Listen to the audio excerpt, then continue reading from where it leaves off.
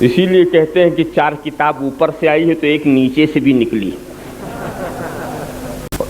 شریعت کے احکام چھوٹ جائیں تو چھوٹ جائیں مگر رسم و رواج نہیں چھوڑ سکتے. اور اس سلسلے میں عورتوں کا بھی کردار عجیب و غریب ہے. کسی بھی رسم کو اگر انہوں نے دانتوں سے دبا لیا تو اب اس کو نکالنا بہت مشکل ہے. اسی لیے کہتے ہیں کہ 4 کتاب اوپر سے آئی ہے تو ایک نیچے سے بھی نکلی. اوپر سے قرآن، انجیل، زبور اور توریت، اور نیچے والی کتاب کا نام ہے اوریت. اس کے لیے نہ کوئی مدرسہ ہے نہ کوئی اسکول ہے مگر ہر عورت اس کی عالم ہے. ہر رسم کے ساتھ ایک عقیدہ بھی لگا لیا، یہ نہیں ہوگا تو یہ ہو جائے گا، وہ نہیں ہوگا تو وہ ہو جائے گا. ایسی قوم جس کے پاس کوئی آسمانی ہدایت نہ ہو وہ اس طرح کے خرافات میں رہے تو بات سمجھ میں بھی آتی ہے، مگر جو قوم آسمانی ہدایات کے سائے میں پل رہی ہو اس کے سوچنے کا یہ انداز، کیسے کیسے رسم و رواج.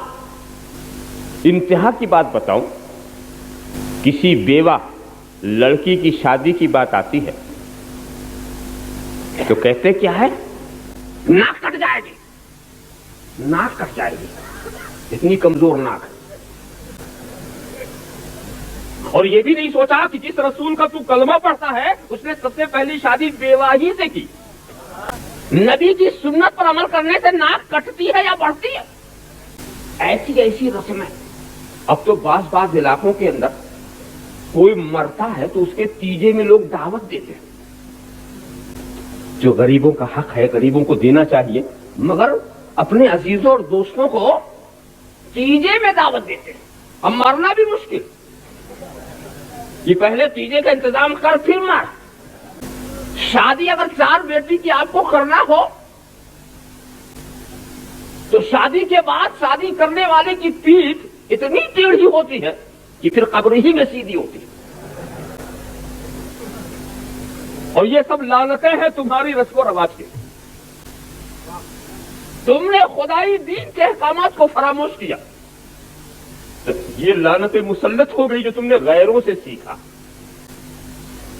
دوستو، تمہارے ہی بیٹی نہیں ہے، تاجدار کائنات شہنشاہ کونین کی بھی بیٹی تھی. اور وہ نبی ایسے جو خود ہی فرماتے ہیں اوتیت الکنزین الاحمر والابیض، مجھے کنز احمر بھی دے دیا گیا، مجھے کنز ابیض بھی دے دیا گیا. اوتیت مفاتیح خزائن الارض، مجھے زمین کے خزانوں کی کنجیاں دے دی گئی. یا عائشہ لو شئت لصارت معی جبال الذهب، اے عائشہ اگر میں چاہوں تو میرے ساتھ سونے کے پہاڑ چلیں. وہ نبی جس کے اشارے سے چاند کے ٹکڑے ہوں، سورج پلٹ آئے، کنکریاں کلمہ پڑھے، ساری کائنات اطاعت کرے، اس نے اپنی بیٹی کو کیا دیا؟ اور معاملہ ذرا غور کرو. اچھا، مردوں نے بھی عجیب چکر چلایا. شادی بیاہ کے موقع پر ایک اشارہ یہ چلتا، مہر فاطمی، مہر فاطمی. حالانکہ مہر کے معاملے میں تو ایسا ہے کہ اختیار دیا گیا اپنی حیثیت کے حساب سے، وہ بھی حیثیت سے ہٹ کر کے کرنا وہ بھی اچھی بات ہے. مگر مہر فاطمی کے ساتھ جہیز قانونی، مہر فاطمی کے ساتھ جہیز فرعونی. ارے جب تجھے مہر فاطمی یاد ہے تو جہیز فاطمی کیوں نہیں یاد ہے؟ اس کا مطلب یہ ہے کہ دل میں چور. ذرا سا آپ خیال کرو، یہ سب نتائج کیا ہے؟ ہماری تباہی کے.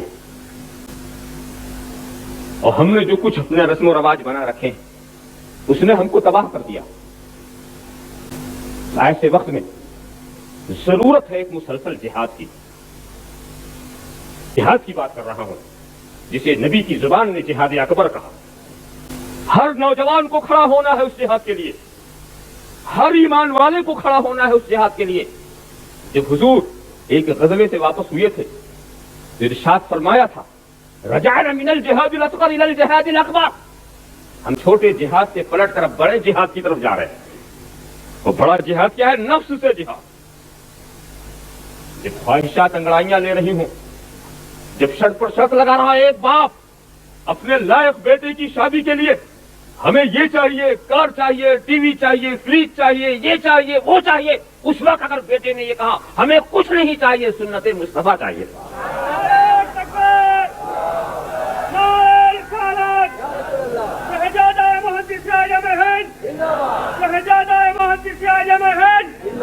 دوستو دولت نے کسی کو عزت دی ہے، عمارت نے کسی کو عزت دی ہے، حکومت نے کسی کو عزت دی ہے؟ اگر دولت اور عمارت والے عزت والے ہوتے تو دنیا کے عزت والوں میں قارون اور فرعون کا نام ہوتا، مگر آپ نے نہیں دیکھا کہ سکندر خوش نہیں ہے لوٹ کر دولت زمانے کی، وہ قلندر مائے ہستی لٹا کر رقص کرتا۔ یہ بڑا پرآشوب دور ہے، بڑا نازک دور ہے، اور ہمیں سوچنا پڑے گا۔ اپنی کمی کو دیکھو، اسلام تو عزت دینے ہی کے لیے آیا، اب اگر ہمیں وہ عزت نہیں مل رہی ہے تو اس میں اسلام کی خامی نہیں ہے، اب اپنی کمی کو خود دیکھنا ہے، اسے نکالنا۔ ہمارے معاشرے کا حال یہ ہے کہ تن ہما داغ داغ شد، بمبا کجا کجا نہم، جب جسم کے ہر حصے میں داغ ہی داغ ہو تو مرہم کوئی کہاں کہاں رکھے، کس کس خرابی کی بات کروں؟ تو ہمارا پیغام یہ ہے کہ صرف کلمہ پڑھ کر دل کی تصدیق پر مطمئن نہ ہو جاؤ، اپنی آنکھوں کو بھی مسلمان بنا لو، اپنے کان کو مسلمان بنا لو، اپنی زبان کو مسلمان بنا لو، اپنے چہرے کو مسلمان بنا لو، اپنے کردار کو مسلمان بنا لو، اپنی گفتار کو مسلمان بنا لو، اپنے اعتبار کو مسلمان بنا لو، اپنے ماحول کو مسلمان بنا لو، پھر تمہیں عزت ملے گی۔